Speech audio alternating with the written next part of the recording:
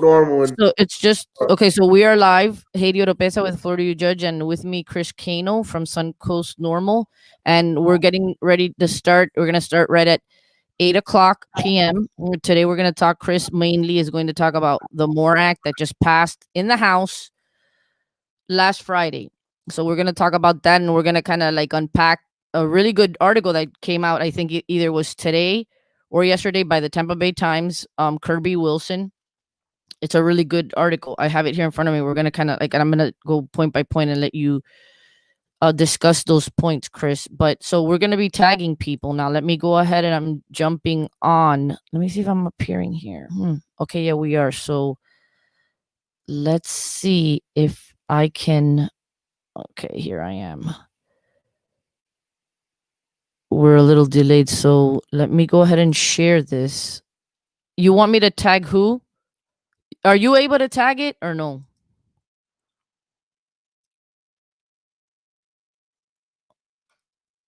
Okay, hold on a second.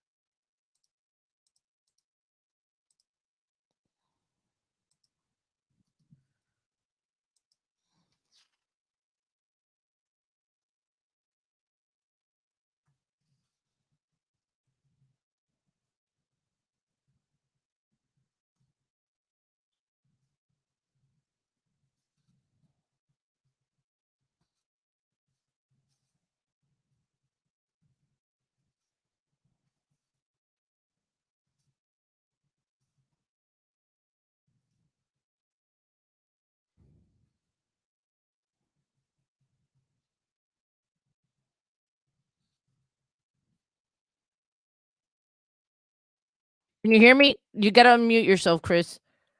I can't hear you. I wanted you to tell me which who do you want me to tag? You can tag at Suncoast Normal. Okay, hold on. Let me go ahead back in That there. way our We have members 1 of, minute. We're Suncoast waiting Normal. on. Let me see if I could. Okay, let's see here at Suncoast. Okay, there. It's just Suncoast Normal, right? Yep. Okay, so I tagged them, and so you should be able then to allow that to on the page. Okay, so it's we have a couple more minutes. Just a couple more, 1 more minute actually. We're waiting on Trevor. He's wanting to join the discussion, so we'll wait on him. And if not, we're just gonna get started with Chris Kano. But we're gonna talk about the MORE Act, the Marijuana Opportunity Reinvestment and Expungement Act, that passed last Friday. If you want to call, you can call in at 813-221-9700. You could also inquire, weigh in the comment section. So it's 8 o'clock. Thanks for being with me tonight here, Chris. And so let's just go ahead and get started. Last Friday, something historic happened according to the headlines, news stories, articles that were written immediately upon that happening. The House passed a bill. I just said what the title of the bill is: Marijuana Opportunity Reinvestment and Expungement Act.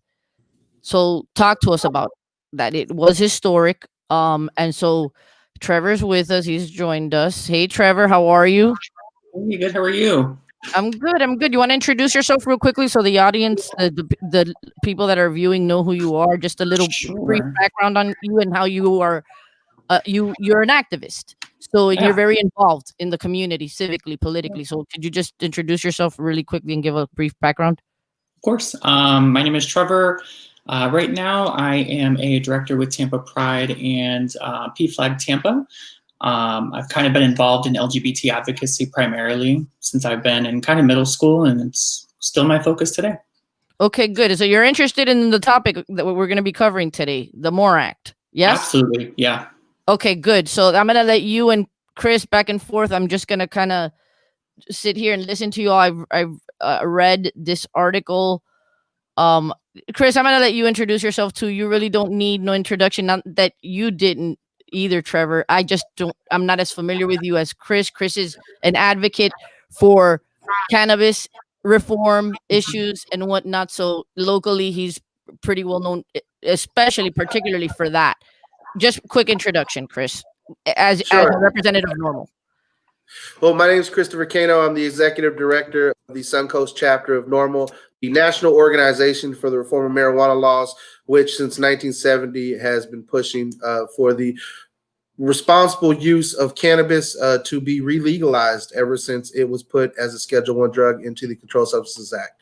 And this MORE Act is a historic step towards that gain and that aim. Okay, Chris, it's probably not going to pass this year, right? Well, our legislative process is what it is. A bill has to go through both chambers before it can go to the president's desk, and political realities are what they are. The Democratic-controlled House is not able to get any legislation heard by Mitch McConnell, since he's in control of the Senate with a Republican majority. And it's not just cannabis reform that's suffering, criminal justice reform. It's COVID relief. It's people and essential workers right now who are struggling on the front lines. So these political divides stretch far beyond the issues that we're talking about this evening. Okay, this article that I did, because I did do some research, CNN, cannabis got a big win in Congress, but legal weed isn't around the corner. They said in it, and I quote from that article, that any bill not signed into law by the time Congress adjourns on January 3rd will have to be introduced. So do you know anything about that, Chris? Let those who are listening, who are going to listen to this broadcast, is that the reality? This current session of Congress is what they call a lame duck session. There is a significant number of members of Congress who are on their way out due to retirement or not winning their elections. So, some people said that, for some of those folks who may have voted for this bill, it was symbolic in nature, knowing that it wasn't going to go anywhere. And the fact is that if the Senate were to choose to go ahead and have some hearings and put this on the docket, that's still a possibility. But as we said before, political realities are that Mitch McConnell won't schedule this bill for any type of hearings. Gary Stein, thanks for tuning in. It still needs tweaking. So let's say there's a very hotly contested race, right, in Georgia now. That will tell us about that, Chris. Well, the Georgia runoffs will determine the control of the United States Senate. Right now there are two independents, one from Maine, and then, of course, Bernie Sanders from Vermont, who caucus with the Democrats. And with those two seats in Georgia, should they go to John Ossoff and Reverend Warnock, that will put the Democrats at a 50 votes to the Republicans' 50. With those two independents caucusing with them, which would leave Vice President-elect Kamala Harris as the deciding vote. Now, if people are wondering how she would vote to make the decision, she is the sponsor of the MORE Act in the United States Senate. So that would be a decisive victory in regards to descheduling cannabis. However, to what Gary Stein's comment was, it still needs tweaking. There are several activist groups out there that consider the bill imperfect. And in the nature of our legislative process, the way it is, oftentimes bills are imperfect in that some groups, in particular veterans groups like the We for Warriors Project, firmly feel that the federal taxing structure that's outlined in the bill will actually cause more people to have to go to the black market, because what we're seeing in California for many working class people, and Colorado and other adult use states, is that the legal over-the-counter medicine that you can get is being taxed out of working class people's price range. And oftentimes in a state like Washington State, where there is no medical cannabis system any longer, it's all over-the-counter, it's all adult use. People are concerned that they'll continue to be a thriving black market, which people have to go to in order to adequately get access to their medicine. Let's say that there's that they win both seats, the Dems, right? Could McConnell jam it up by not calling it to vote? I mean, here's the thing: or will he still be majority leader in the Senate? Well, no. If the Democrats win those two seats, Mitch McConnell will no longer be the majority leader. Okay, got it. Okay, got it. Yeah, the Democrats will take control of the Senate. Okay. Okay, so listen, Trevor, you want to weigh in on anything that we've been discussing thus far?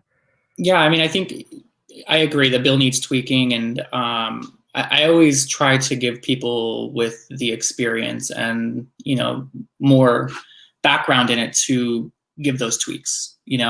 I really think this bill is off to a great start, and I think it's also a big signal coming from the House saying we're ready for this, the country is ready for this, and I think it's really awesome. I mean, this is the first time that any of the chambers have shown a conjoined support for cannabis legalization, and so that in itself speaks volumes.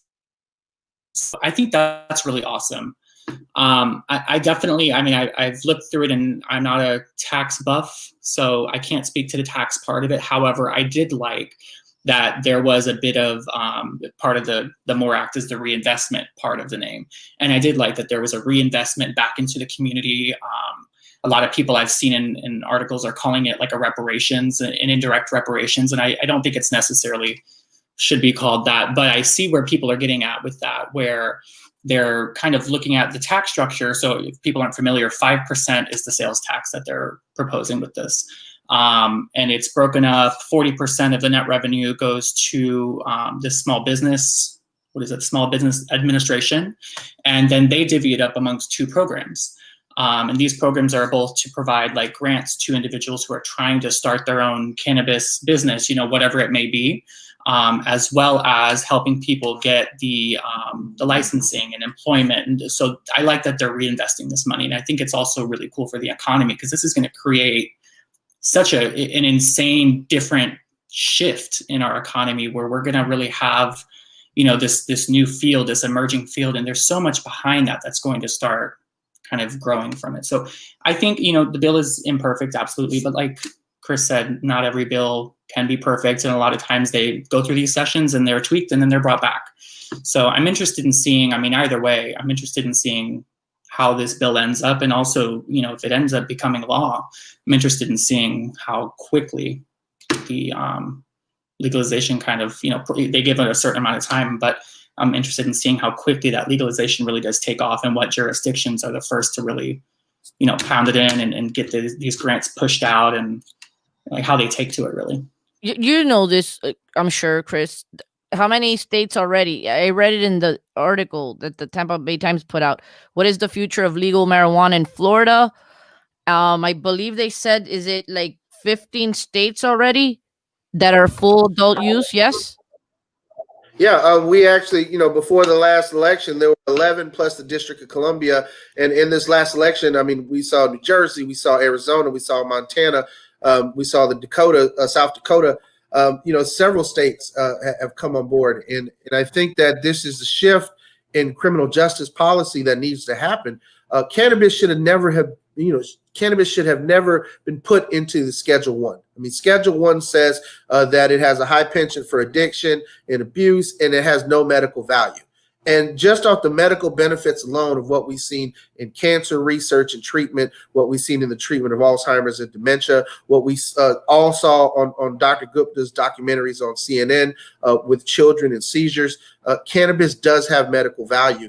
And, there are other countries like Israel, like Canada, like Mexico, who see the value and are already moving forward with, nationwide decriminalizations and advanced medical research because they definitely see the therapeutic values of it. And to Trevor's point, this bill has economic, incentives in it for reinvestment in the community, which is, the community's hardest hit by the war on drugs, especially the cannabis prohibition, have been Latino communities, have been African American communities, have been the communities in the urban corridor, and that in itself is a great benefit. But right now, what we see in the legal industry is it is not Black and Latino small business owners able to get into it. It is not mom and pop shops dominating cannabis, especially here in the state of Florida.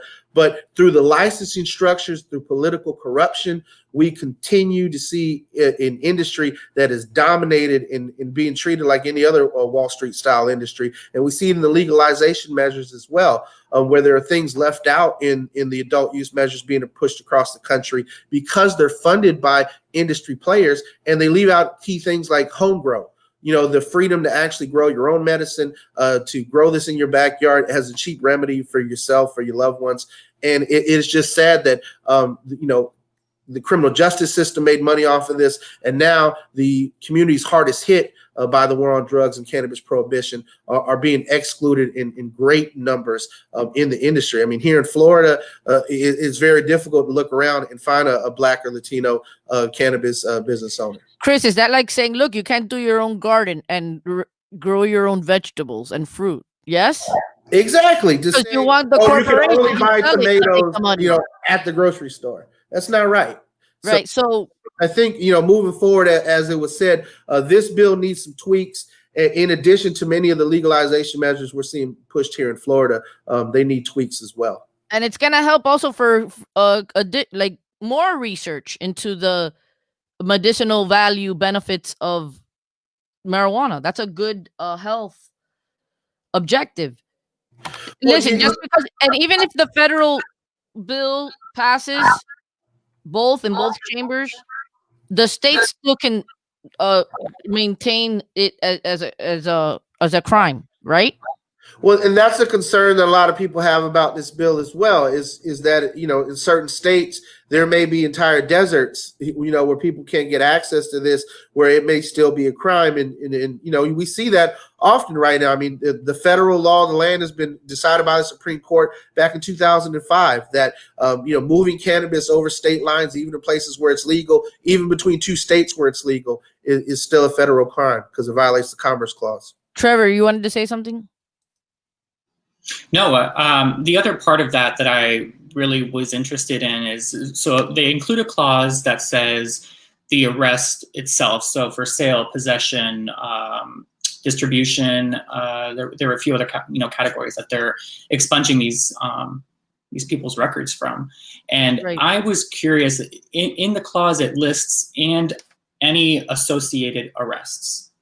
And I'm really curious, and I don't know if maybe you know this, Chris, whether an associated arrest would be considered like if you're evading arrest from an officer who is trying to arrest you for possession. In my mind, I could see a lawyer arguing, I'm not a lawyer, but I could see a lawyer arguing saying, well, the initial arrest shouldn't have happened, so my client should not have been charged with evading arrest because they shouldn't have been evading in the first place. Yeah, that's going to be something that I'm sure there's going to be disagreement on, I think. Yeah. Right? No, I think that somebody's going to say resisting an officer of trying to avoid getting arrested and resisting, obstructing. I think that might not be looked upon as, but whatever, it should. But I can see the other side saying, nah, if it was purely possession, then yeah. Do you agree with that, Chris?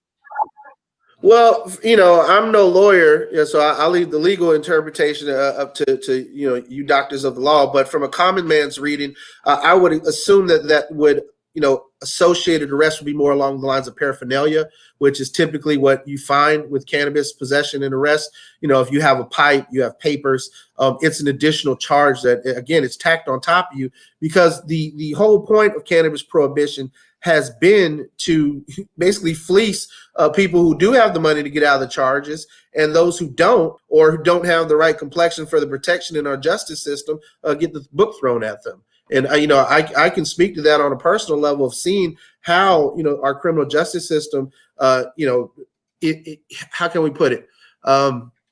If you have the money, you'll get rehab, and as long as you keep your nose clean, these charges will be dropped. But if you don't necessarily have the complexion for the protection, if you have a public defender, you're definitely going to be in trouble. When it comes to how things get sorted out, and that's a major. Well, you know what? Here's the thing. I used to be a public defender. I was a public defender nearly 7 years, and I don't know that I would agree with that. Honestly, like, there are really good public defenders who are lawyers. They're good, and there are private attorneys who aren't. It's the attorney. I don't want to. I think that some public defenders they get a bad rap, and that's not. There are great, even better than private attorneys in some cases. Public defenders. So, that was a good phrase. You don't have the complexion for the protection. That was good. That was good, Chris. I wrote that down. Yeah. Listen, Chris. If the people need to know, are you affiliated with the Democratic Party, Trevor? No, I'm not. Are you an independent? I just switched from Republican to NPA. I know. You're a Dem? Yes, Kano. Yes, Are yes. you surprised that I'm a Getz supported this? Say again. Are you surprised that Matt Getz supported this? No, Matt Gaetz was someone who, was the original sponsor of the Compassionate Care Act here in Florida back in 2014. I mean, I know that cannabis activists, have no choice in the state of Florida to work across the aisle, and he was someone who a lot of the canna moms approached and went to for relief for their children, so we could just have CBD in the state of Florida long before Amendment 2 passed, and where we have a full-fledged medical marijuana system. What is interesting, is you're right. Matt Gaetz and four other Republicans supported it. However, 6 Democrats voted no, and I just want to take the time to go list who those people are, because people oftentimes say Democrats don't hold other Democrats accountable, which always count on Christopher Kano our party accountable. So Sherry Bustos from Illinois, which is shocking because Illinois is an adult use state. Right. Yeah, and Henry Cuellar from Texas, Connor Lamb from Pennsylvania, Dan Lipinski from Illinois as well, Chris Pappas from New Hampshire, and Colin Peterson from Minnesota. So those 6 Democrats had the opportunity to vote on this. I'll be interested to hear their objections. I mean, if their objections was over the taxing structure, if their objections were over to some specific language, that makes sense. But if these are prohibitionists, these people have no place in the Democratic Party as far as I'm concerned. And then there's Republicans that are supporting it, like Jeff Brandes. He's my senator, my state senator. He's awesome. He's awesome. The article that I referenced, the Tampa Bay Times article that I posted the headline earlier, he's saying that. Let me give the exact quote. I'm happy as his constituent to hear him say that that's it. That it appears that the people want this. He said the writing is on the wall. A growing movement of Americans understand how archaic the federal marijuana laws are. Brandes wrote in a text message Monday. That was his reaction to the bill passing, the federal bill. Marco Rubio, who's a Republican, does not support it. Neither does Rick Scott. So I want you to tell the importance to the public how important it is that the Dems win both seats. Well, it's not just enough that the Dems win it, but the right Democrat has to be elected. As I just pointed out with those 6 Dems, prohibitionists have no place in our party. And there are prohibitionists currently in the Florida delegation in Congress who in the past have voted down these measures. So this is definitely a new litmus test as far as I'm concerned, if you're going to be, for criminal justice reform and be a member of the Democratic Party. Have you analyzed the numbers? I haven't. Even if the 2 Senate seats are won by the Dems, that still doesn't. That's not a conclusion that they're gonna win. Or the bill's gonna be reintroduced and pass. I mean, yeah, it'll get reintroduced. Obviously, like I said, the House, it's clear that the numbers are there to pass it. You only need 218 votes to pass the bill in the House. The Democrats have that many seats. So what about the Senate? What about the Senate? They need the Senate. Yeah, well, they need those 2 Senate seats. I mean, that's just how. So if they win those 2 Senate seats, do they have the numbers? Even considering the Dems that said no. Well, we're talking about. Okay, do you know?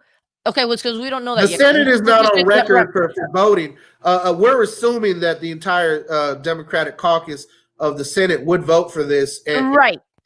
To the 2 independents, Angus King from Maine and Bernie Sanders of Vermont. What the key part of it is this is Senator Kamala Harris's bill in the Senate. As vice president, clearly if this were to come up, she'd be the deciding vote on it if all 50 Republicans were to choose to vote no on it. What if there's any Dem senators that say no? Then yeah, that creates an issue. Again, then she doesn't have the tiebreaker vote, right? Yeah, if any Dems defect or if any Republicans cross the line on Mitch McConnell on this vote, again, what we see is, in Colorado, Senator Cory Gardner was voted out of office with John Hickenlooper. You can see how Republicans, need to come around sooner rather than later if they don't want to get voted out. Here in the state of Florida, majority of Republicans support legalization. For Marco Rubio and Rick Scott, to lose a significant portion of their base any significant portion in a state as close as Florida could be the difference maker in them not getting reelected. So for those Republicans who don't want a prohibitionist as your senator, by all means, please vote Rubio and Scott out of office. Right. They would have to now. So we don't know how you do think it's going to be reintroduced again, the House bill, and then they're going to try again, right? What if Republicans win both seats? You'd still think it's going to be reintroduced? It'll obviously be reintroduced in the House. I mean, what we're going to have again is divided government for another 2 years, and that is going to be a major concern for the American people. We have a lot bigger problems than just the criminal justice system on our hands right now in this country. Again, there are millions of Americans facing eviction this holiday season. People are backed up on their rent. The rent continues to go up. The rent's too damn high, as they would say. And the fact is that there is no stimulus coming to the American people in any of these COVID relief packages that we're seeing right now. But there is major relief going to big business in America. And so, as long as the priority is to not look out for the people, does it really matter if they reintroduce this act or not when people are going to be suffering, over the holidays and far into 2021? If the economy crashes, does it really matter? I mean, these are the things that the Senate Republicans, in my opinion, need to take a harder look at, in addition to criminal justice reform when it comes to cannabis legalization. Trevor, do you want to add anything? I have to completely agree. I mean, Chris and I are kind of like, I'm seeing eye to eye with him right now. Another thing that I do want to also point out is I thought the timing of this bill was sort of peculiar. With everything that is going on, it just blew my mind. I mean, I'm here for it, but it blew my mind that we're introducing a bill to legalize marijuana when people are facing evictions and people have been calling for another round of stimulus payments, and it's just been thing after thing, and here we are. So what are you saying? Are you criticizing, or are you guys looking at it like why are the? Because it's a good thing, but are we like thinking that maybe that's not the bill that should have been introduced at this time? I'm questioning the motive behind introducing the bill. I really think it has. There were a lot of people saying that the House, couldn't come to an agreement on another CARES Act type bill. And I really think that this bill was introduced and passed in the House to show that, like, hey, we are here, we are doing something, which, like I said, I'm here for the bill. It's not the bill that I want to see, necessarily being put out right now. What would you have liked for them to have put out? I mean, I know a lot of people are scared of the numbers, but another CARES Act type bill is what people are needing. Evictions. Do you agree with that, Chris? Well, the point of the timing of the bill, I can answer that. It was last November that this bill went through the Criminal Justice Committee. The chair of that committee, Jerry Nadler, is actually the sponsor of the bill in the House. Before the lockdown happened, they were planning on voting on this bill in September, and then there was a surge. States re-locked down, and the House Majority Leader, Leader Steny Hoyer said that we'll delay this until after we get to vote on a COVID relief bill, and then after the November elections. So this was a promise from the House leadership to the cannabis activists that there would be a hearing, there would be a vote on this bill before the end of the year. So that's the reason for the timing. All in all, is it going to go anywhere? All eyes are now on the Senate. And the fact is that Mitch McConnell, again, is not just sitting on his hands when it comes to cannabis reform, but like you said, COVID relief, Trevor, and that's something that needs to happen. I mean, the House has voted for, COVID packages. The Senate doesn't want to see the House versions of these packages. They want their version. And that's because, in the Senate version of a lot of these packages, not only is it not including stimulus for the American workers and the American people, but it is clearly giving great liability and handouts to big businesses over the safety of their workers and such. And so that's why we have this political deadlock right now. And that's why those 2 seats in Georgia are so important to the American people. If you've never thought to get involved in politics, if you're too tired of politics because of these November elections, you're still tired of hearing day in and day out that Trump lost again in another state, in another recount, in another legal battle. The fact is that these 2 seats in Georgia really will impact the next 2 to 4 years of American society very hard, in that they can end the political deadlock that we currently see in Congress. Okay, so just like recap, this is good it's gonna be taxed cannabis products. That money, they're saying, according to that article, the tax money would be set aside in a trust fund for people and businesses that have been affected by the federal war on drugs. That's good. It's for the people. Um that's what Gates said in the quote in the article. He said, this is his quote in the article. We talk all the time on the right about the need to empower people and empower states. It says U.S. Rep. Matt Gaetz from Fort Walton Beach said in an impassioned speech on the House floor in support of the bill, the MORE Act, right now the federal policy on cannabis constrains our people. It limits our states. So, yeah, that it's good for that too. It's good for the social justice issues that we talk about that you mentioned.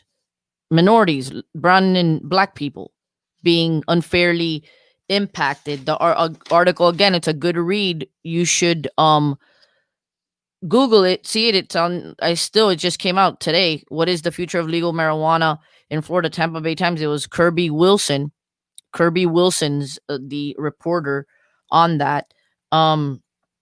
It says that it's unclear how many Floridians are in federal prison for marijuana-related crimes.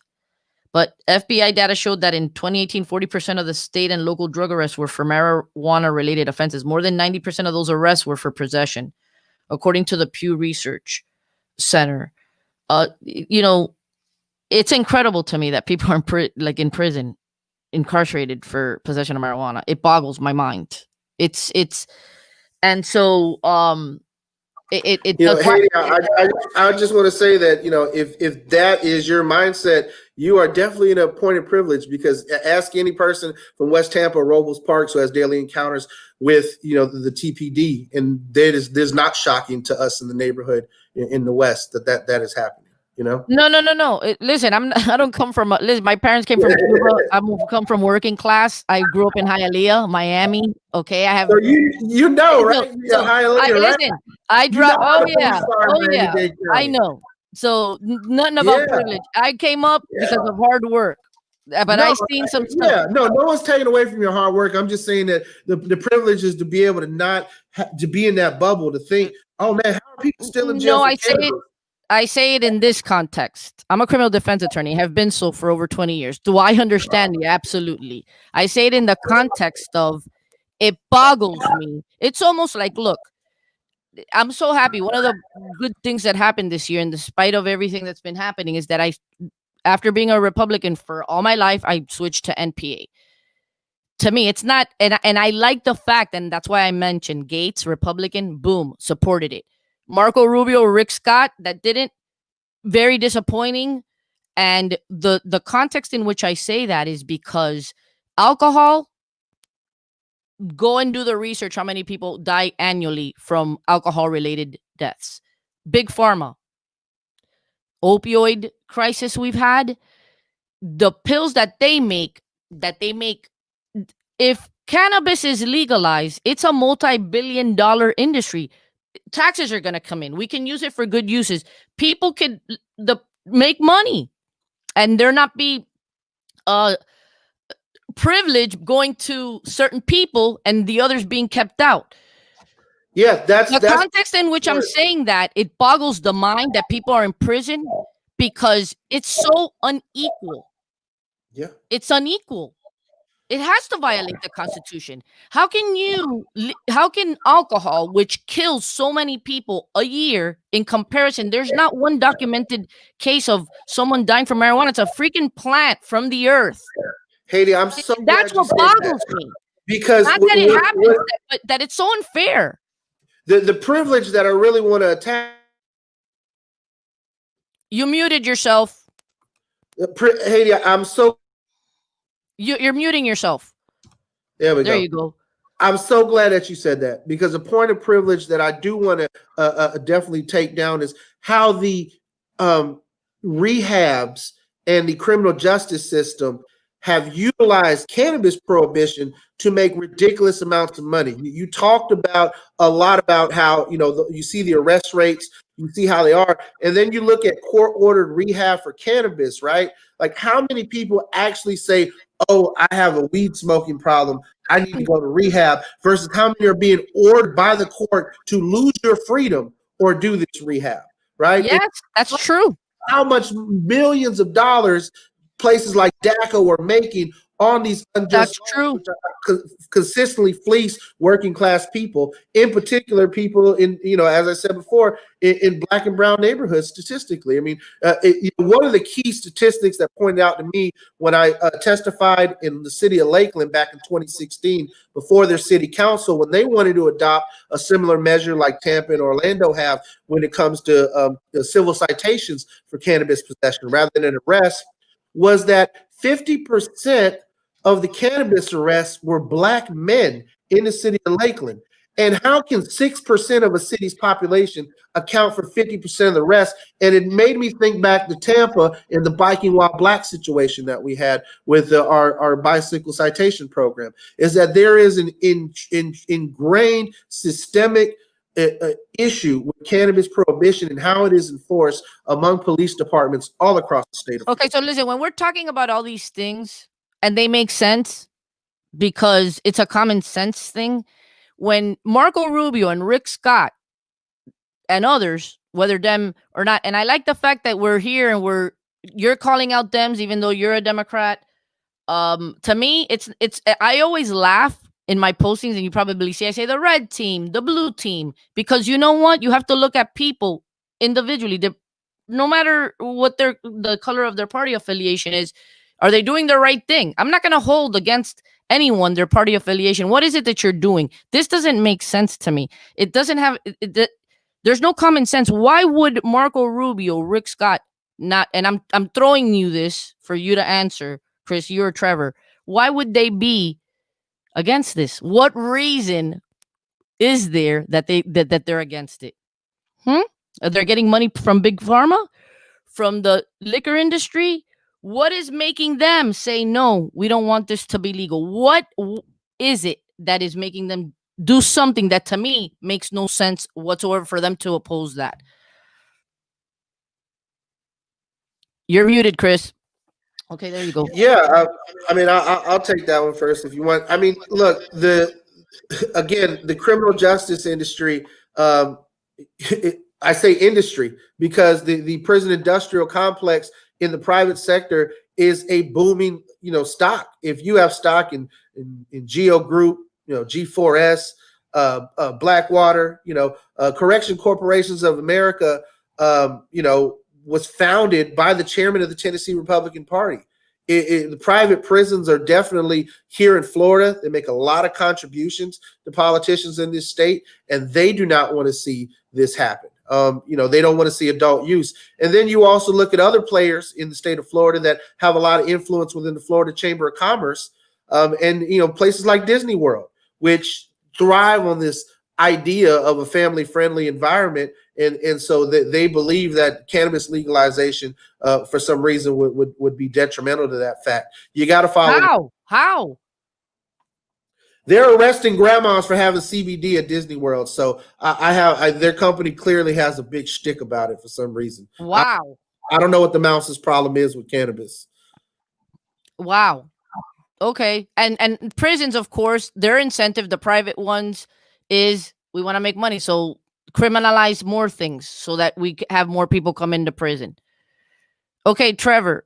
So we just have to make a little something online to give a list of the people that the persons in office that are supporting it, not supporting it, regardless of whether they're red, blue. We got to put them out there. And so both of you, so that we can wrap up. What do the people do? What do we do in order for this to hopefully soon already we get to where we should be with cannabis federally? Well, I'll let Trevor speak to that. But all in all, it's organizing, and I'm sure Trevor would agree with me. Organizing is how you get any issue that's important to you, and you don't compromise on it. Either you're with us or you're not, and that's really the approach that has to be taken when it comes to liberty, when it comes to cannabis prohibition. Yeah, I mean, I have to agree. I think activism is all about strength in numbers. That's the biggest thing. I mean, you have the people on the back end that are really pushing to get things through, the legal aids, and you have that kind of stuff. But it's these people who are showing up to vote, to protest, to any kind of demonstration, any kind of group in numbers. That's really what's going to get things done. I understand, also how this could be something difficult to show public support on, because it's not legal and you're showing support for right now an illegal substance. And so I understand how people can, veer away from that. But I really want to say, like, strength in numbers is the key to getting anything Just through. educating the public too, That's so that really they what know activism. these things, Yeah. And having forums like this, I mean, this is incredible. Having people come onto here to have a conversation. I mean, this is what people should be really investing their time in and educating themselves. There's so much crazy media. There are crazy media outlets right now, but finding things from presses. Did I cut out? You did cut out momentarily, but that's okay. Just continue. You're good. You're doing good. Yeah. So finding your information from primary trustworthy sources. I would call this a trustworthy source. I'm not going to sit here and lie to you. I read the bill, and I'm going to tell you what I read. But really, primary sources, having conversations with people that aren't so one-track minded. That's really what's going to better us. I think there's such a huge stigma around having these conversations, and that's really what needs to be broken. Yeah. Yeah, when you look, and citizens, we all have to. Our responsibility as citizens is to go out and find the truth. And you know what? Just go do your research and fact check. And I'm human. I could be wrong, and so I try to bring the truth and to have conversation and invite everybody here, whoever wants to come, whether they agree with me or not, so that we can have a nice little virtual town square meeting amongst the citizenry. Thanks, Chris, for joining me. We'll see what happens after January the 5th. Katie, before we go, one point that really sparked me that that Trevor just brought up that I think is important is to highlight is that people do have fear of coming out and being public in their support for cannabis because of the stigma that's been around it for so long, but also because people don't want to necessarily lose their jobs. And currently in the state of Florida, people are still losing their jobs, even though it is a legal medicine, which is why I'm encouraging everybody to contact their senator, ask their state senator, ask their state representative to support the Medical Marijuana Employee Protection Act, ask them to give it a hearing this year, and ask them to make sure that they get a vote in both chambers. Okay, so we'll probably come back next year, see where we're at with this, and have like a follow-up on this, because you're dedicated to that, Chris, for the most part. Yes, you're a director with NORML. Yes. My life path has brought me down this way. There are so many important issues in this country that if this is one that we can get solved, I would love to devote my energies to other things. But until this critical criminal justice issue is resolved, you have to stay in the fight. You have to remain a soldier till the war is won. Right. Okay, Trevor, do you want to say anything before we say good night to everyone? No, I mean, thank you for having me. This was great. Again, You're awesome. I think these need to just spring off and be everywhere. I love this. You were awesome. I'm so happy that you were able to make it tonight. Okay, Haiti Oropesa with the Florida You Judge. And so till next time, just please subscribe or follow the page so that you can see future topics being we'll promo it and put it out there so that you know what the next topic of discussion will be. Have a great evening, everyone. Have a good night.